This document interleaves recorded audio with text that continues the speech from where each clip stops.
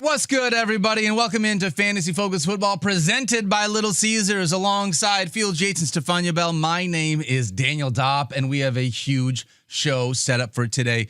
We're almost through week 4. However, we got 2 Monday Night Football games, and Sunday might have been the longest day of football we have ever had. We had a 9:30 game in Dublin. Then we had a bunch of 1 o'clock games, including what was an unbelievable Bucs and Eagles game. That one was super fun to watch. All the 4 o'clock games. And then did you guys make it through Sunday Night Football? Because some things happened in that game, too. I did. Good for you, Stephania. I'm committed. Yeah, you're committed. And think about this. Not only do we have overtime in the Sunday Night Football game, but we had an overtime that went to expiration. I know. I saw this, that Brandon McManus, the Packers kicker, became the first player in NFL history to hit a game-tying field goal at the end of both regulation and overtime. That's amazing. And it looked for a minute like he might not be able to kick at all. That was a very close. People have been saying, the timekeeper for the Cowboys has got to work on his allowing the clock to run for an extra half count. I would like to note it is a neutral party that handles the clock. It is a league-appointed official that handles the clock. I was referring to the fact that it looked like he might have been injured. Oh, and then it was gotcha. What's going to happen if he's not able to kick? And then he was out there, and I thought, well, he might not make it because, there's something going on.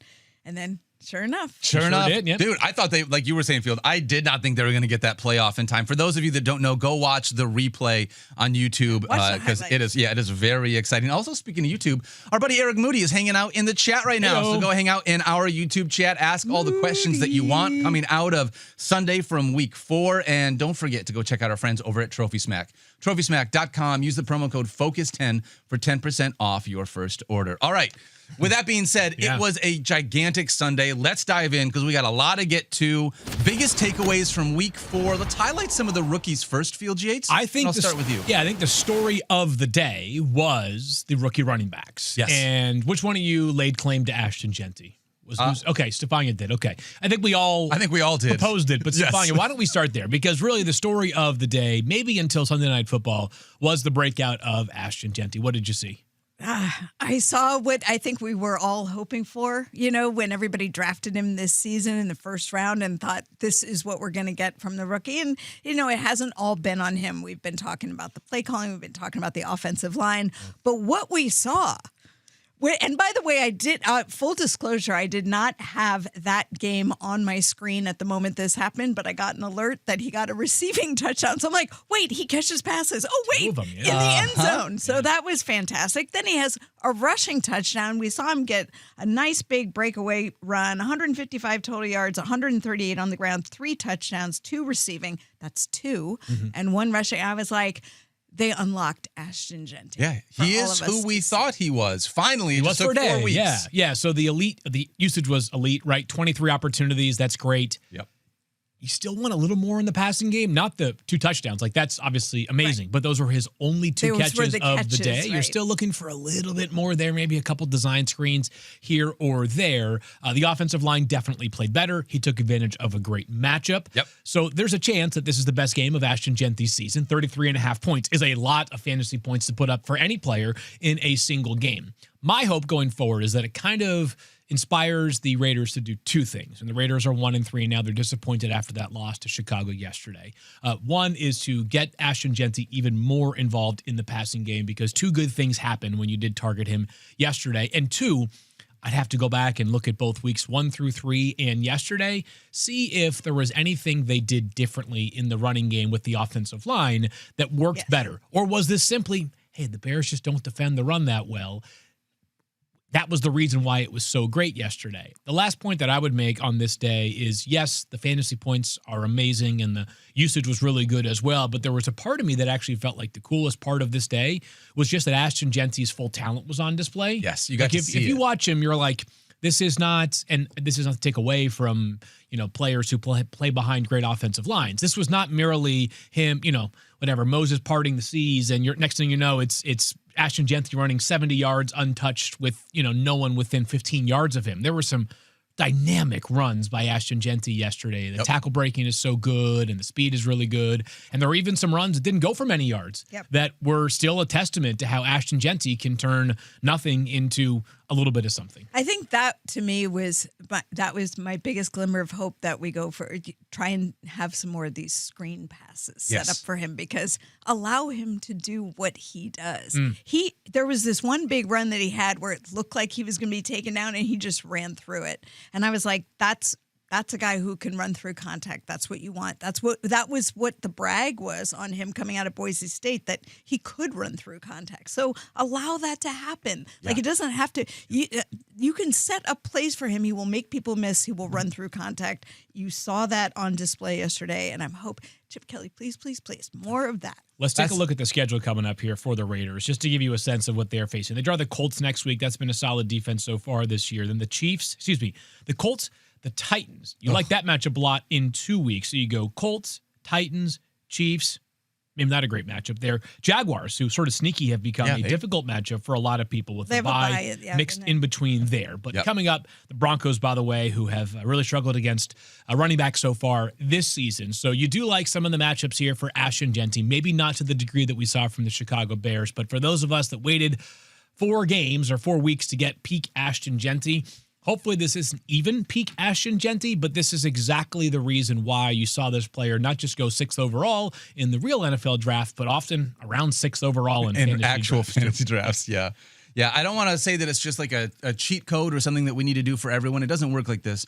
But I agree with Stephania and Field. I feel like we've talked about this with a lot of players. Every once in a while, when you're just trying to get a guy going, let's just get some manufactured touches. Let's just do some screen passes. Let's just do something close to the line of scrimmage, because these guys are unbelievable athletes. Just put the ball in their hands and let's see what happens. So hopefully we get more of that as well from Ashton Jeanty. Field, I want to talk about a rookie. Actually, there's 2 rookies in this offense that I want to talk about. Okay, go for it. But I think part of what this conversation is going to be means that I unfortunately have to start with Stephania. I thought Jaxson Dart did an unbelievable job with his first game, commanding the quarterback position. Unfortunately, though, Stephania, a lot of this centers around the idea that Malik Nabers got hurt. Sounds like some pretty bad news, unfortunately, for Nabers. Yeah, Malik Nabers is feared to have torn his ACL, and I don't know if you guys were watching that play at the time, but it was one of those where you immediately know. And again, if you sit and watch it, that's a different take, and I actually disagree with that, and there's evidence against that. They've replaced the turf right before Aaron Rodgers hurt himself, so we can talk about that another time. But that's a popular take because there's been so many injuries there. There's also 2 teams who play on the same field and whatever. But and Nick Bosa, who tore his ACL there 5 years ago, tore his ACL on the grass field at home a week ago. So before people, I just don't want people to jump on that. Malik Nabers tore his ACL in the most common way possible when it's non-contact, which is you plant your foot and you're pivoting. He was going to turn, tracking the ball to go up in the air. It's funny when it first happened, not funny, haha, but the reaction is, oh, he hurt himself when he landed. No, he did not. He hurt himself before he went up in the air. And if you go back and watch the video, and you can find it easily on the internet, he's planting to turn to jump up and catch the ball. And as he plants, he has to decelerate. So deceleration, rotation, the most common mechanism. You'll see his knee bobble, and that's it. He comes down clutching his knee, was taken off, and the reports came out thereafter. So expect an MRI today to confirm both that injury and then also provide detail about whether there's any other structures involved. But Malik Nabers will be done for the year. Feels like the silver lining, if there is one, is just that it happened so early in the season that hopefully we see him next year and better days will be ahead for Malik Nabers. Tough right now for both Nabers and anyone that rosters him in fantasy. I know, it's so tough. Sad because there goes the season. And but the good news, if you want to look at the bright side, because I always try and look at the bright side when these guys have big injuries, is that this is something that players come back from. And just look at Saquon. Yep. Like, that's all look at him as an example of what you can do. The Giants threw just 21 passes yesterday, a quirky game where they were up early over the Chargers, so they ended up beating a huge win for the G-Men. But a quick look at how the targets were distributed beyond Malik Nabers. He had 3 of the 21. So of the 18 remaining targets, Darius Slayton saw 4. Theo Johnson and Wan'Dale Robinson each saw 5. Yep. Daniel Bellinger, their tight end, had 1. Okay. And Cam Scadaboo had 2. So no player had more than 44 receiving yards yesterday. No player had even a 20-yard completion reception for the Giants. This is a devastating injury to anybody who has Malik Nabers on their fantasy roster. It's, of course, more devastating to Malik Nabers and the Giants. That being said, I don't believe there is a Giants pass catcher that immediately catapults to a player that's going to be utilized in a 10-team league. I agree with you, but can I ask you this question? Because I thought in watching Jaxson Dart, he did enough. Like, it's not about his arm. He did enough with his legs. 10 rush attempts. You love to be able to see that. 54 rushing yards and a touchdown. Like, I don't want to say before Malik Nabers got hurt, but if Malik Nabers was there, I would immediately think, okay, just because of his legs, he could have fantasy relevance, especially once bye weeks get here. Now, without Malik Nabers, do you still think Jaxson Dart has enough juice to be a fantasy relevant quarterback, or is that too big of a hit for what his production could be? I will be very curious to see how the Giants utilize Jaxson Dart next week, because I thought yesterday was a kitchen sink game for the Giants. We're 0-3. We're a GM and a head coach under a ton of pressure. We're handed the keys over to a rookie quarterback who some people thought this was the wrong, me, by the way, including me, thought it was the wrong week to do it. They're playing the Saints next week. I thought this would have been a perfect time to get Jaxson Dart in rather than throwing him to the Wolves that are the Chargers defense. Jaxson Dart was hit a ton yesterday. And actually he was hit. It was 8 separate hits as a runner. That's the most of any quarterback in a game this season. He was sacked 5 times. He actually got banged up during the game, was tested for a concussion. He came back cleared from that, had a hamstring injury. It helped them win, no doubt about that. And he had 54 rushing yards. He had a sweet rushing touchdown. As a matter of fact, several of those 10 rushes were designed runs. You got to protect this kid, though, too. And I felt like after maybe yesterday was a throw the kitchen sink because you have to win this game. I wonder if they will be a little bit more conservative going forward. Yeah, I was just going to say something to keep an eye on is what his health report is this week. The one design run for the touchdown where Cam Scatterboot blocked for him was, like, to me, the most perfect setup. That was probably the cleanest play for him. Yeah. But I was concerned on a couple of those runs, too, because he was just running into the contact. I was like, you got to protect yourself because you're the guy now. At this point, you are going to be the face. I think that's the other rookie that I'd love to talk about, Field. Cam Scatterboot. I mean, we got to see him unlocked as well. Yeah, let's get back to these rookie running backs because I think that was the theme of the day yesterday. A slow start was sort of turned around in week 4. Scatterboot had unbelievable usage. How about this for Cam Scatterboot? 25 rushing attempts plus 2 targets. I mentioned them just a little while ago. Just 2 catches, or excuse me, 2 catches for 11 yards on those 2 targets. He played 75.4% of the snaps. Apologies for not updating this after Sunday Night Football, but going into Sunday Night Football, that was the 8th highest of any running back so far this week. 27 opportunities for Cam Scatterboot. That is off the charts good usage. Now, he ran for just 3.2 yards per carry, wasn't ideal in that regard. He didn't find the end zone, so even with this insane utilization, he gets you only 11 fantasy points. That being said, if we're going to get 27 opportunities or anything north of 20 until Tyrone Tracy returns, which seems like it's at least 1 week away and could be more like 3 weeks away, hard to have Cam Scatterboot as anything other than a top 20 running back, especially with the matchup against the Saints next week, which could be one where the Giants are once again playing with the lead. Yeah. Music to my ears. I mean, I'm just happy to see Cam Scatterboot. I think this is exactly what he was meant to do. Yeah, agree with that. Do you mind if I keep the rookie running back conversation rolling? All right, going. I got Omarion Hampton because this dude is unbelievable. He's just straight up dragging defenders. Yes, it was great yesterday. My takeaway is that he is an RB1 after dominating on Sunday. 17 total touches, including 5 catches, 168 total yards, and a touchdown. 27.5 fantasy points. That's only RB7.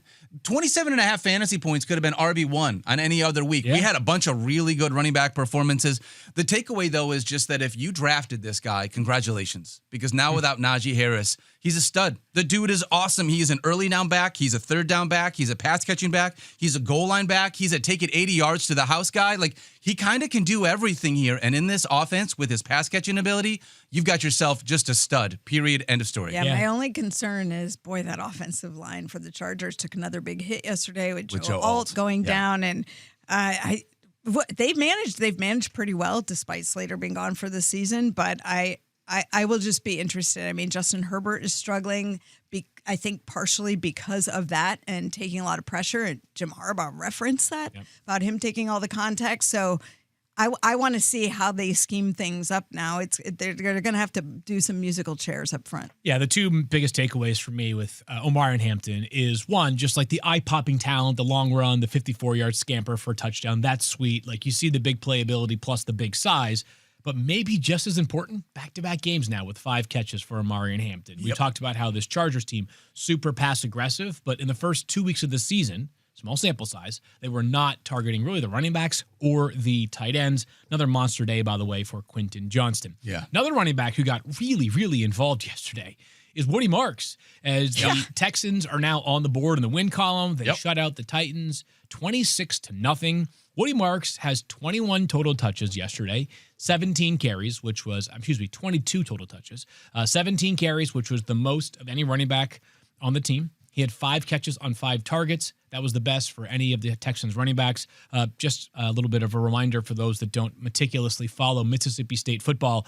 He had the most receptions by a running back in program history in a single season when he was a freshman. Like, the kid is absolutely a game changer as a receiving back. That's part of the appeal of why the Texans drafted him. 58% of the snaps yesterday too, which was the best of all running backs. We've been waiting for this, right? Yeah. Because we all thought that Woody Marks could be something if given the chance, and that we weren't. The running game was a little bit suspect with Nick Chubb being the lead runner because Joe Mixon not heard from and no status update there. I don't expect one. The question was, when was it going to happen and how? And I'll tell you who made a bad calculation on that. And that was me, because shout out to Matt Harrington, who got me to trade him away because I had so much depth at running back in a team league. No. I was like, I just saved you with that Woody Marks. But I think I have him in our Dynasty League, because the investment was eventually, this is the player that he can be. And I just wondered when the Texans were going to release. Yeah, so he's seen his workload increase up and up and up. Nick Chubb's come down a little bit. And if you're the Texans, if you're the Texans with no offensive juice, right, why would you not be considering shaking things up in the backfield? So we're not fully into the clear here, where Woody Marks is an auto start, not a top 20 running back, although we do have some bye weeks next week, so you're going to see some inflated rankings for players, but definitely trending very important for a team that finally got its first win and probably feels a little bit better about how the offense played yesterday. He will absolutely make the waiver list, as he's only rostered in 33% of leagues, so he will be a priority waiver ad here this week. Stephania, what else you got here for a takeaway from week 4? Your sheet is just covered in writing. Can you show that to our audience? This is Stephania. She has got so many notes. I write on notes because I'm a writer, because I'm old school, and then I type something because I've written some things for the Buzz file. But it's kinetic, and when I'm on sleep deprivation, the exercise of writing helps me retain the information better. So bear with me while I look through my notes. But the first thing really is the Lamar Jackson injury. You have to acknowledge that Lamar Jackson missed a portion of yesterday's game, went out in midway through the third quarter with a hamstring injury, was sitting on the bench, clearly frustrated. You know what's funny is people, like, when somebody gets hurt like this, people say, oh, this guy's hurt, or like they're always hurt. And I'm like, do you know the last time Lamar Jackson was hurt? It was like back in, I think 2022, was it? Or 20? Was that the game where he went poopy during the halftime? He was pulling double duty, Field. Okay? Come on. You guys. Remember that, though? I do remember that, yes. I'll remember it. We're talking about injured Lamar Jackson. Potty jokes always work. They learned that yesterday on Fantasy Football They make Now. me fall apart. Yeah. So it was weird. Can I just say, as someone watching the game, it was weird because he didn't walk off. We don't really know when it happened. Yeah, it might be one thing that he was kind of playing through, and then it became too much. But in any case, he was sitting on the sideline, kind of moving his leg around, clearly uncomfortable. And you don't know if the game situation influenced it at all. In any event, literally no updates from Coach John Harbaugh. Every time he was asked a question, he's like, I don't have an update on that. People asking if he could have gone back in the game. I don't have an update on that. Anything about the seriousness of the injury? Did not know that either. So right now, we're all in wait and see mode because, as you guys know by now, seeing so many players with hamstring injury, number one injury in the NFL, that it can range from a week or two to multiple weeks. Obviously, very different for a quarterback like Lamar, who is so dependent on his legs and his mobility. And it's not because he's stretching the field like a deep perimeter wide receiver. It's because of the quickness and the quick mobility and sprinting and cutting, where your hamstrings are actually really important in that as well. So stay tuned. They play the Texans next week, do the Ravens, a battle of two 1-3 teams who actually were in the playoffs last season. That's crazy. I think there's a pinch of speculation that maybe if the game weren't so out of hand, that Lamar Maybe That's right. he stays in the game. We'll see. But the Ravens were basically, they were just dominated by the Chiefs yesterday. So hopefully by Wednesday, or at least later on this week, we have a little bit of clarity on Lamar Jackson. I would have loved those garbage time points from Lamar, even if they're down. But as a fantasy manager, I'd rather have him be on the sideline and with my team for the long term rather than exacerbate a potential situation. Yeah, I don't think that we can really dive into the takeaways too much of what the offense looks like without Lamar yet, because A, we don't have a sense on the severity, and B, this is amongst the run heaviest offenses in the NFL. It's, obviously Zay Flowers is a factor in the passing game for them, but a lot of our attention, if this is a different offense where they lose their star quarterback, it's what does it mean for, 3 or 4 pass catchers. For the Ravens, it's really one that we've been able to trust for 4 weeks, that, of course, being Zay Flowers. If Cooper Rush is under center, Derrick Henry is going to run the ball 35 times, and Justice Hill is probably going to have 8 or 10 targets out of the backfield. And it's he had, one of those things. One of the problems with having so many notes is sometimes you can't find the one you're looking for. When I was saying, no, he hasn't missed a game. Lamar Jackson hasn't since 2022 when he had the knee issue that ended his season early. So, Gotcha. Okay. Good to know. All right. So wait, there's more. Oh. We had 2 players return yesterday to the field, and that my 2 takeaways, I wanted to talk a little bit about how they looked because I think they were really important for fantasy purposes. One was Xavier Worthy, and obviously lit a spark under the entire Chiefs offense, in addition to just doing what he did. For me, what I'm looking at is how did he look playing? So I went back and watched every Xavier Worthy play. I looked at every highlight. And the thing was that he had 7 touches, and they were all very different types of plays where they could take advantage of him, but also sort of protect his shoulder. Every time Xavier Worthy went down, or caught the ball, he exited by stepping out of the sidelines, except for one time when he was middle of the field, he got taken down. But I thought he was very smart in how he played, and he even referenced that afterwards. So I think this is a smart moves by a player where you're maybe going to see more out of him, where he could get a little more if he takes on contact. He did not. Secondly, that beautiful deep pass from Patrick Mahomes to Xavier Worthy. Did you see it? It was over the shoulder basket catch. He did not have to put his arm in a crazy position to catch it. So again, really well done. And then an end around run. So you took advantage of Xavier Worthy's speed by giving him the ball and letting him run and sprint out. Were you worried about, because you talked about fantasy football and now, pumping. I watched that, and definitely, you see a little difference right to left. I mean, it's not like your arm's frozen because clearly you couldn't play, but you just can't use it in quite the same range that you normally would. Sure. He's so fast that even if he's a hint slower, he was still beating the man coverage guys, right? Yeah. So I think what you saw from Xavier Worthy has to be super encouraging. And I gave the stats yesterday on Fantasy Football. Now, usually by weeks 3 and 4, those numbers level out. And I think, in another week or 2, it's going to be like nothing happened unless he takes the odd collision or hit to the ground. Amazing. And obviously, when Rashee Rice returns in week 7, maybe Worthy's utilization changes a little bit. But if that's just the beginning of what Xavier Worthy is going to look like for this Chiefs offense, then you have a game changer for your fantasy team. Yep. And I tracked this at the time that I thought the game officially got out of hand and the Chiefs kind of just went to clock killing mode. 26.7% target share for Xavier Worthy. Led the team in targets. Stephania mentioned the 2 runs as well. Like the first play of the game, who gets the ball? Xavier Worthy. Yeah, and that's clearly like we're doing such that on a purpose. design move, and everybody talked about how much he elevated them by being out there. And Patrick Mahomes was brilliant as a result of it as well. His first 4 passing touchdown game in the regular season since October of 2023. I'll go back to comments from the very first game of the season in Brazil against the Chargers, where Kurt Warner was referencing how Andy Reid was like, we kind of like a lot of our stuff in the passing game revolves around Xavier Worthy. So great to see him back. Great to see him playing a meaningful role, and great to see him stay on the field as well. I want to put a pin in these rookie running backs because we still have more to get to on them, right? Because if you want the good and the bad of Treyveyon Henderson, I'll give you let's go to the good first. He did find the end zone. He got a touchdown. That was important for Treyveyon Henderson. His first of his career.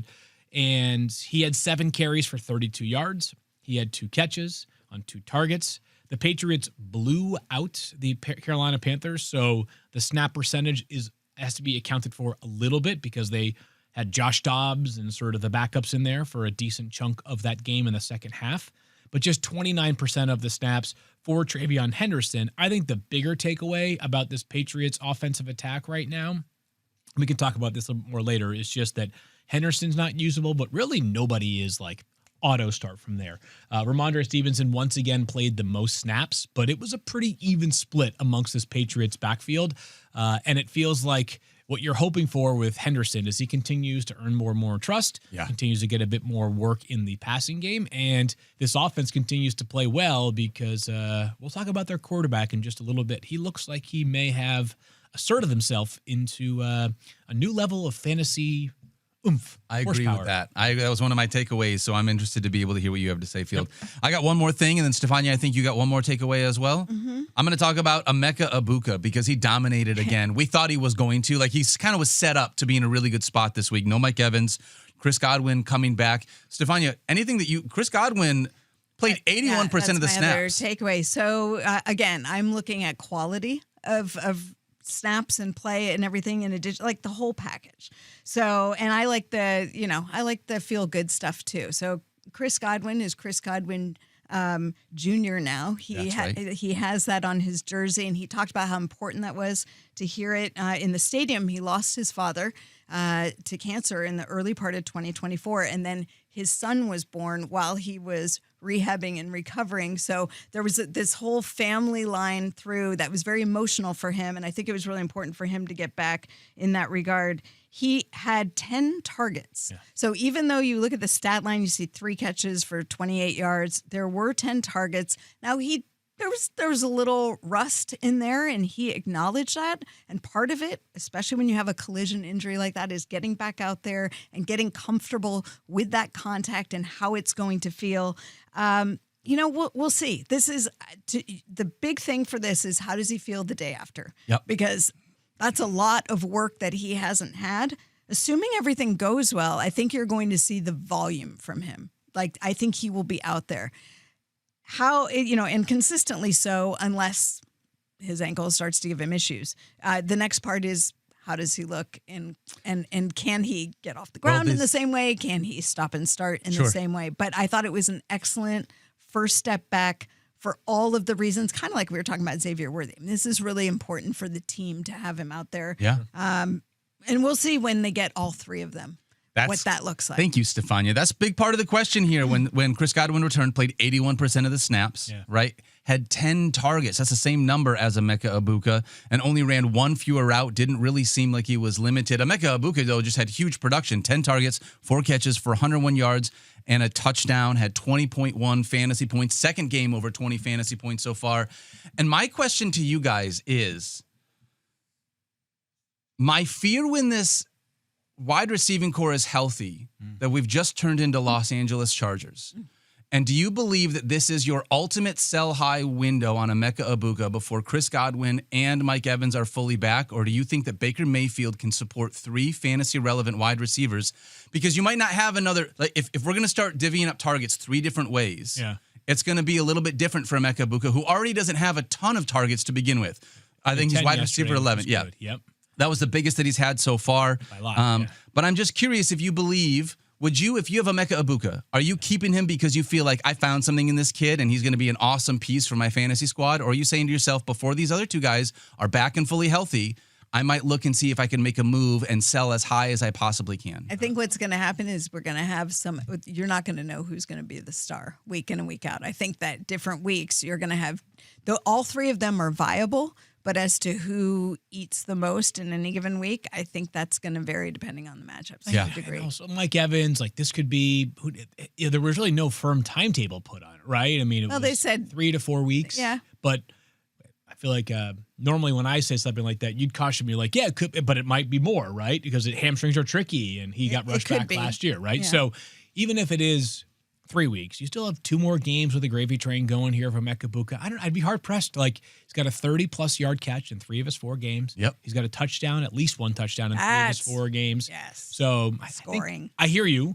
I think there are other players that come to mind as more obvious sell-high candidates. Field Yates had Emeka Egbuka on his roster. Right now, he's going to continue to ride the gravy train. I think there's a chance we have the offensive rookie of the year in our hands right now. We could have 80 catches, 100, 1,200 yards, and 10 touchdowns. I think, to me, that would be the kind of player that I would want to have as a pillar of my roster going forward. We have a question right now from our YouTube chat that we can throw up on the screen about Emeka Egbuka. This one comes from Jay Feltz. Would you trade Emeka Egbuka and Chase Brown for James Cook? I've got JSN, George Pickens, Ricky Pearsall, and Romeo Dobbs. You're still a little light there. Obviously, this move can't be done until after this week anyways, so I'm going to do a little bit. And also Pearsall hurt again yesterday. Yeah, Pearsall's hurt. Dobbs was amazing last night, but he has But that 3 or fewer catches. He's a roller coaster. Yeah.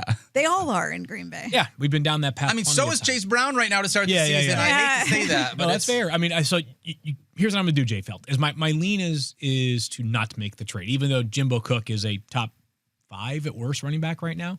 I see how it goes tonight. You know, Mike's talked about how this is kind of like the ultimate matchup here for Chase Brown tonight. Yes. If he makes good on it, then you're in business. Yep. And you hold on to him.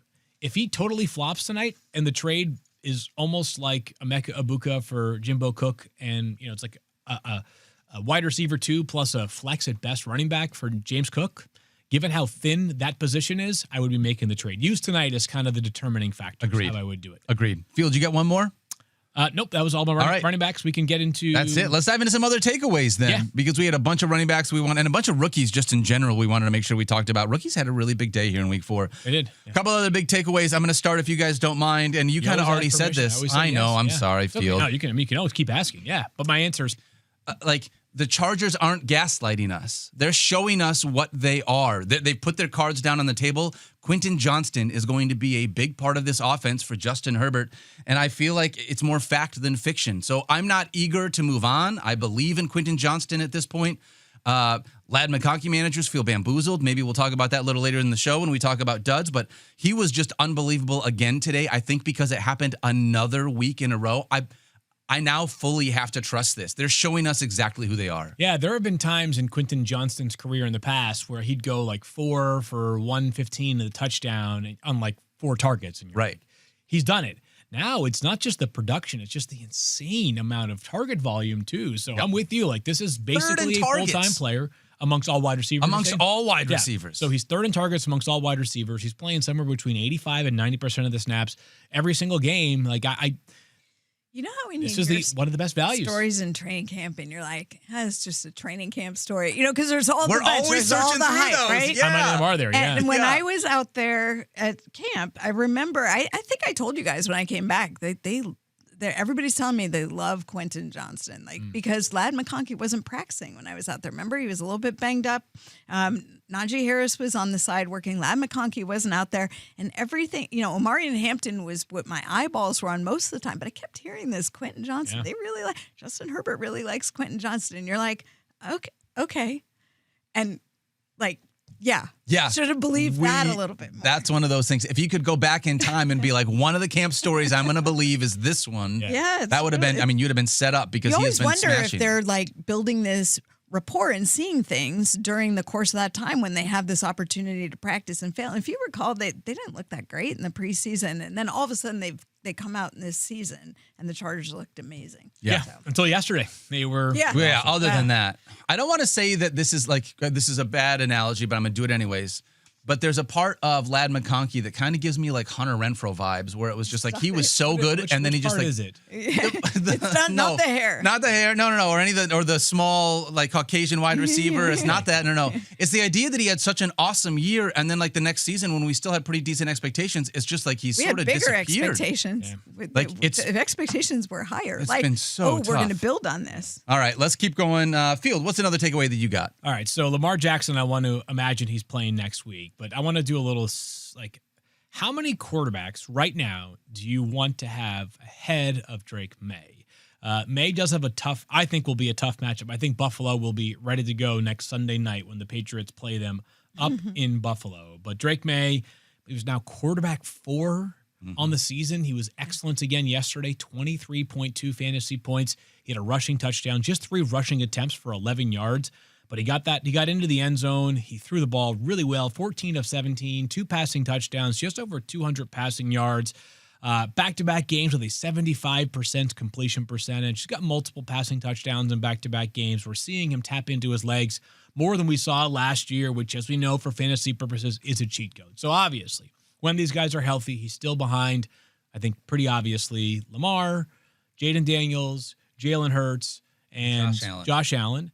That's the list, Field. That's it? I think that's the list. I was just looking at who else is here. Patrick Mahomes had a great day yesterday. Maybe he found his mojo. No, you're not buying it? I wouldn't buy Patrick Mahomes. And that's me. Like everyone else can, but like I'm not buying Patrick Mahomes. Okay. I also would have thought maybe Baker Kyler Mayfield, Murray yes or no? Baker Mayfield looked great, but like Kyler and Bo Nix would have been two guys when I started the season. Into the season. Yeah, that I would have thought of. Now they're fully out there. The only other two are Baker and Patrick for me. And so given the way that Drake Maye has utilized his legs to start the season and the way that he's been able to find guys within this receiving core that feels like you're just opening up the cupboard and there's nobody there and yet he's still able to find somebody, I think he's in that like 5 to 6 range right now. Yeah, there's been some good matchups he's taken advantage of for sure, and it hasn't been perfect, right? Last week against the Steelers, he turned the ball over on multiple occasions, but really playing really well, and part of why he played really well yesterday was we got maybe the version of Stephon Diggs that the Patriots are hoping for when they signed him this offseason.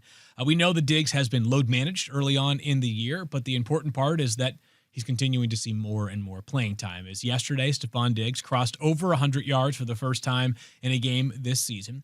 He had his highest snap percentage, 63%, and his highest route participation percentage as well. That's 73% for Stephon Diggs. I'll remind this, I said it earlier, but the Patriots were blowing this game out. So that number for Diggs, if you kind of look at the percentage of snaps he played when the game actually mattered, higher than 63%. So Diggs trending up, that helps for Drake Maye. The rushing for Drake Maye helps.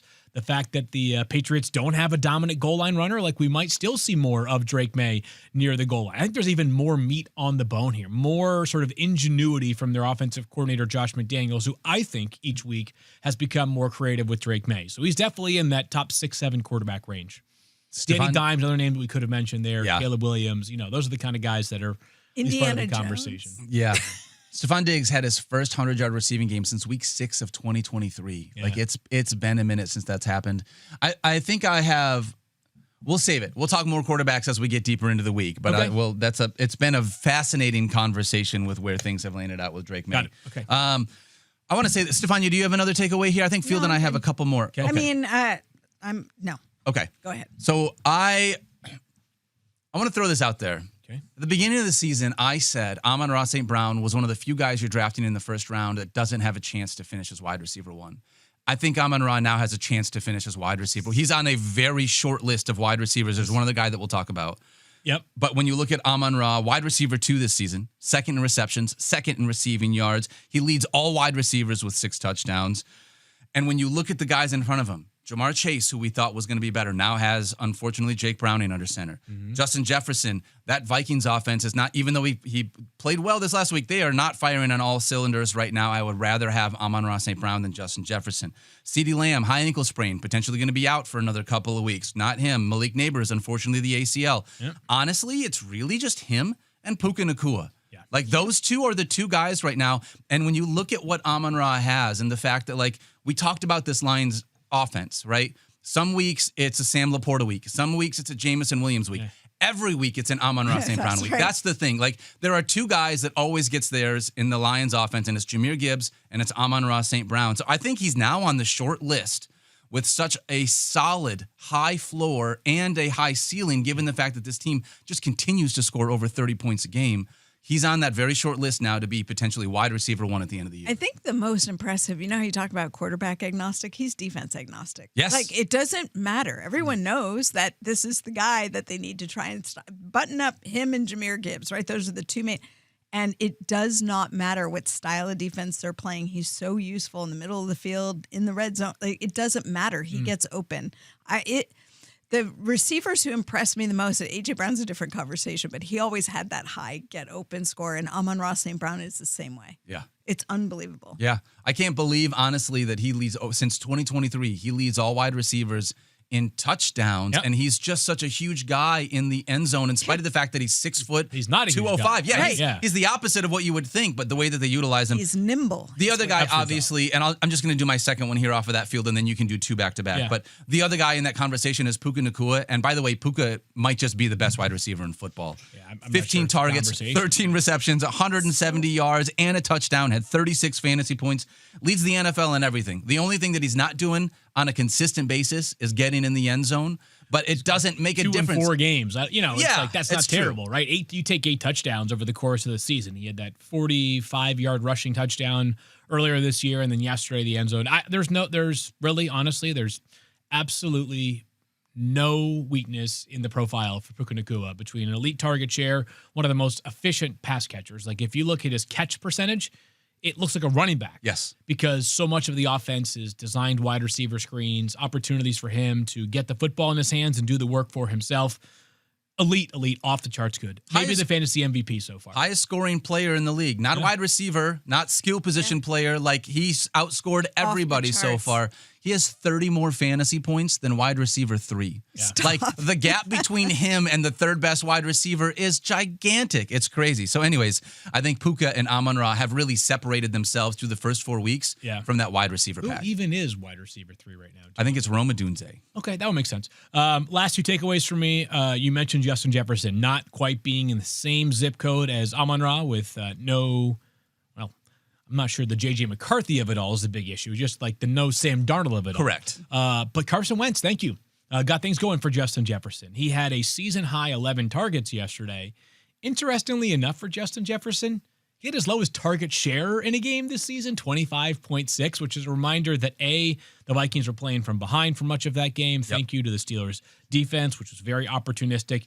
And B, the first 3 weeks, it was a low-volume passing offense in Minnesota. I don't know that I feel as though Justin Jefferson is back to where he was exactly with Sam Darnold last year, but I thought the fact that they threw the ball 8 times for 97 yards in the first half was notable. I think there was a little bit of a realization both from Kevin O'Connell and also from Carson Wentz, good recognition by him, like, get the football to that guy and we have a chance.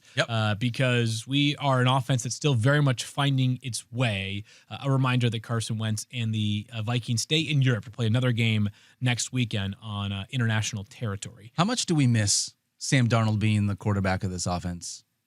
I mean, Justin Jefferson managers definitely miss it. I think it's hard for me not to look at JSN and kind of compare him to Justin Jefferson to be like, boy, Minnesota thought that they had their next guy waiting in the wings. And now when you look at what JSN is doing, it's like Sam Darnold has unlocked his number 1 wide receiver of the last 2 years so far. Playing damn good real-life ball. Fantasy football is a different conversation just with no running, but Sam is playing really good real football. Last one for me. We need to talk about a player who might be in the conversation for the best receiver, not named Puka Nacua or Amon Ra St. Brown. And it might be Christian McCaffrey. Holy crap. Look at this. So good. All right, so if I gave you just Christian McCaffrey as a receiver, 0 rushing attempts per game for the first 4 of the season, would you take 9 catches for 73 yards? Yes. 6 catches for 52 yards and a touchdown? Yeah. 10 catches for 88 yards?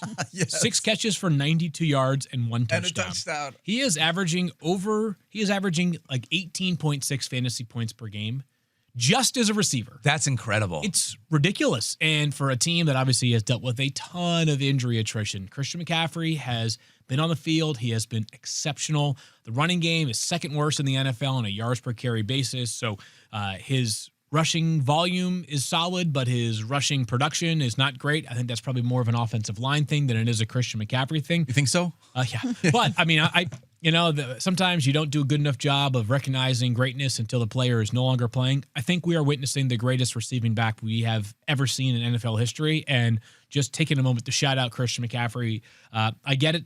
I'll keep saying this until the season's over. It's a long year. Staying healthy is the key, but those that were audacious enough to put their money on Christian McCaffrey coming into the season, a quarter of the way through, Stephania, are very, very happy about it. And he might stay busy on Thursday night because his 2 top wide receivers are once again banged up. I'm just so glad that it was you with all that ebullient praise for Christian McCaffrey. It's not me all the time because you guys, everybody gets tired of me. Blah, blah, blah. Stephania, of course, she loves the 49ers. Yesterday was a tough watch. The Jaguars beat us up, and Christian McCaffrey still shined, especially in critical situations. Yep. He is the outlet pass catcher they're looking for. And as Field pointed out, he might need to do a little more work on Thursday night. Short week for them as they play again Thursday night. And Ricky Pearsall and Juwan Jennings, who both came into the game with injuries. And we talked about Ricky Pearsall had what he called knee soreness, said it was no big deal on Wednesday when he didn't practice last week. He's like, the game were today, I could have played. And then he makes a beautiful catch. I don't know if you guys saw it, but it was like he had to reach. He had the toes inside. He had to reach to make the catch. But when he landed, he said he felt like he landed on his knee hard. He wasn't the same afterward. He went out, and his wording is important. He said he felt some pain and some instability. You don't like to hear the word instability with a knee. Tried to come back in for one play, couldn't. I'm concerned about Pearsall's availability for Thursday. Not sure if it's going to happen. Juwan Jennings made a great catch in the end zone. Fantastic sandwich between two defenders, took a helmet to the ribs and was holding his ribs lying there. You worry about a rib fracture in those cases. We don't know. But so again, it wasn't necessarily that Ricky Pearsall was his knee, but it wasn't the exact same thing. It was because he landed on it. And with Juwan Jennings, it's just add to the ankle, shoulder, ribs. Jeez. Yikes. He's a tough guy. Brock was high all day, throwing the ball high all day yesterday. The ball was sailing sailed on him a little bit. I wondered if the toe is making him do that a little bit. Yeah, I figure if you have a hurt toe, you're probably not stepping into your throws. You're falling back. It's only natural for the ball to go high. So. There were also 6 drop passes, I believe. Yeah. There was a lot of drops. It was ugly. Kendrick Bourne had 2 bad ones. I mean, that one, that looked like a guy who hadn't practiced much because he's been hurt. But so hopefully that picks up. Thursday Night Football, 49ers versus whatever is left of the 49ers against the Rams. That'll be a critical one in the end. That's going to be a big one, yeah. All right, we're going to do a quick news segment here called Studs, Duds, and What the HE Double Hockey Stick. Yep. We're going to start with a couple of winners here.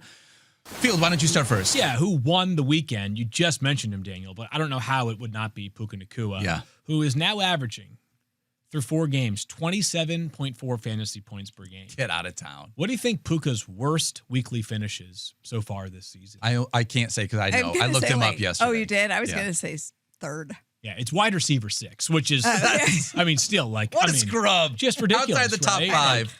Bad performance. He's unbelievable. So, and I don't see how this doesn't continue. It's just, as long as he is still healthy and Matthew Stafford's still healthy, then he's in business. He should have a very, very strong chance of finishing as not just the highest scoring wide receiver, the highest scoring non-quarterback, the fantasy MVP, if we were doing this very arbitrary 1/4 of the way through the season vote. But Puka was amazing yesterday. He won the weekend for me. Stephania, who won the weekend for you? It was Ashton Jeanty, and so we've already given him plenty of airtime, so I will move along quickly. But, right now he's running back 1. Yes. And I was just looking to see where he was on the season. He's outside the top 10, but boy, that probably vaulted him up a bunch after yesterday's performance. So keep your eye on him. My big winner from the last week was congratulations to the 10% of managers that made the early swap and put Kenneth Gainwell into their lineup for that Ireland game. Come on. 18 carries, 99 yards for 2 touchdowns, plus 6 catches for 35 yards, 31.4 fantasy points.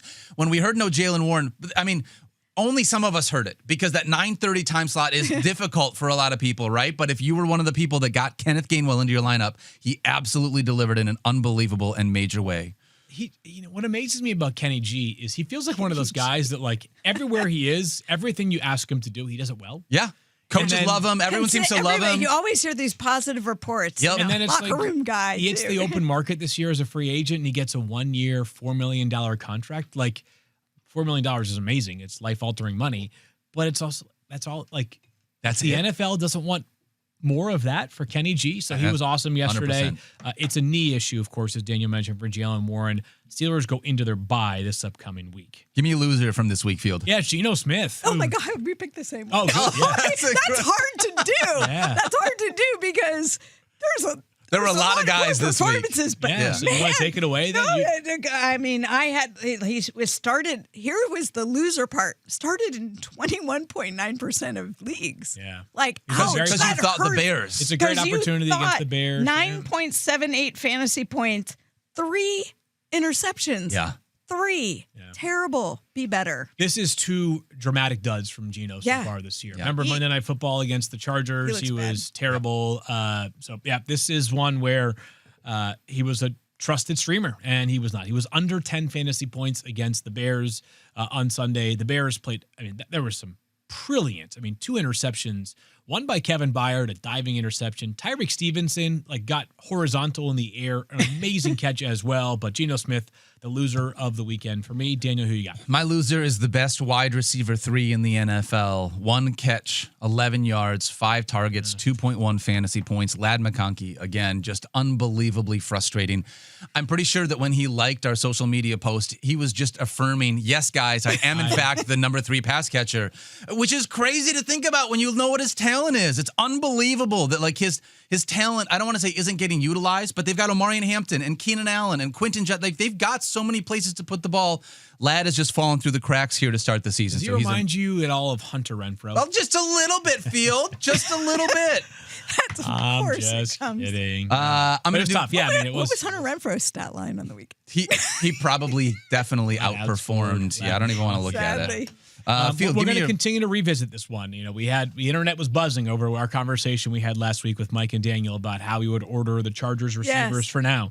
A lot of frustrated people thought we were reactionary and we don't know ball, which is fine. Listen, well, 2 things can be true. Yeah, Mike doesn't know ball, but Field and I do. Oh, man, listen, people are entitled to their opinion. We'll see. A lot of season left, but it was yet another tough week for Ladd and another thriving week for Quentin Johnston. We did winners and losers. Give me a what the hell from the week, Field. A.D. Mitchell. What the heck are you doing, man? So I had 2 picks. I'm going to let you take this one.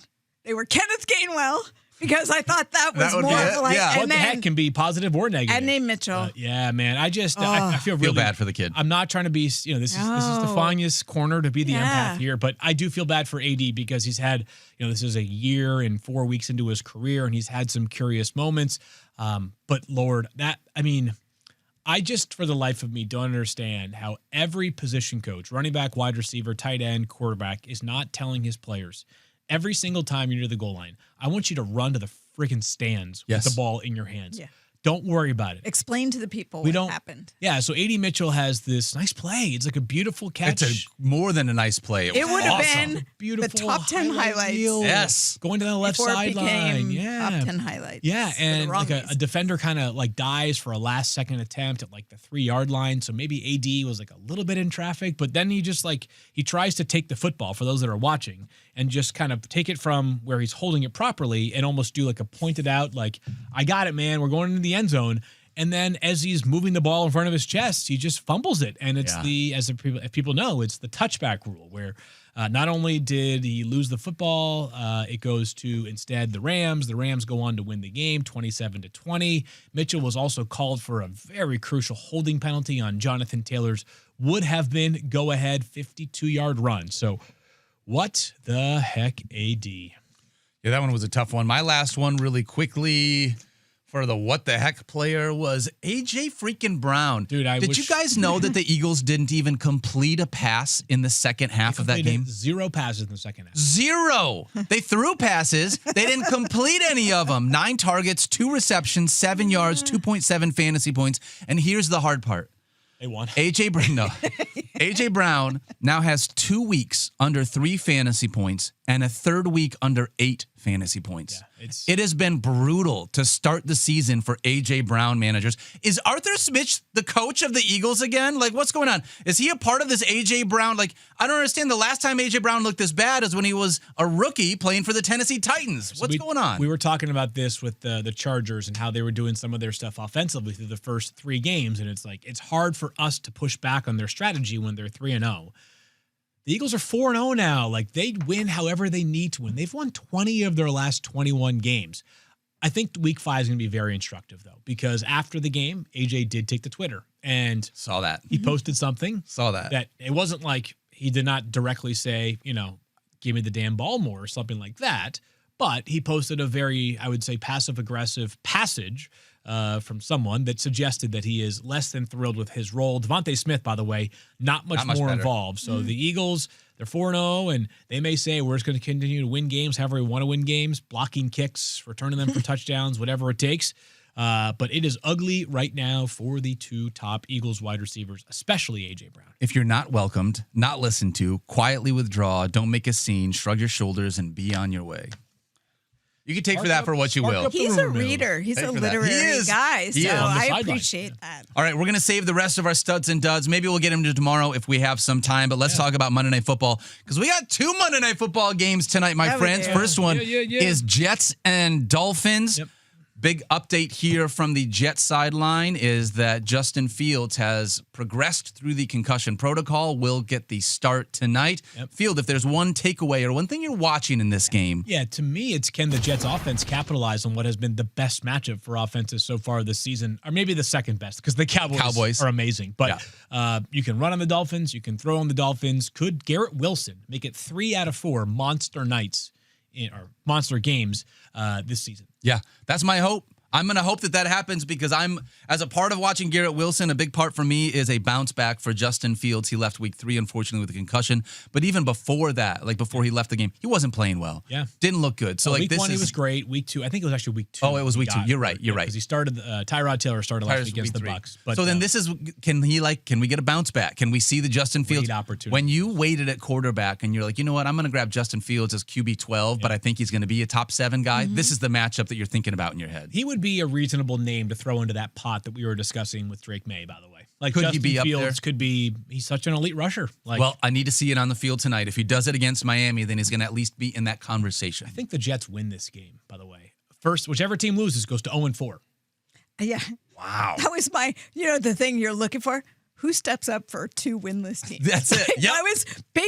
That's all I want to know out of this game is who's it going to be? Who's going to be the difference maker that's going to make one of these teams is going to give them a victory and give their fans something to feel good about for the first time in September. Did we pick this game on FF Now, or was that a different thing that we had chose? We did pick this game. Yeah, I said did we all say Jets? I think we all went. I don't think it was a clean sweep. Yeah, I think we all went Jets on this one.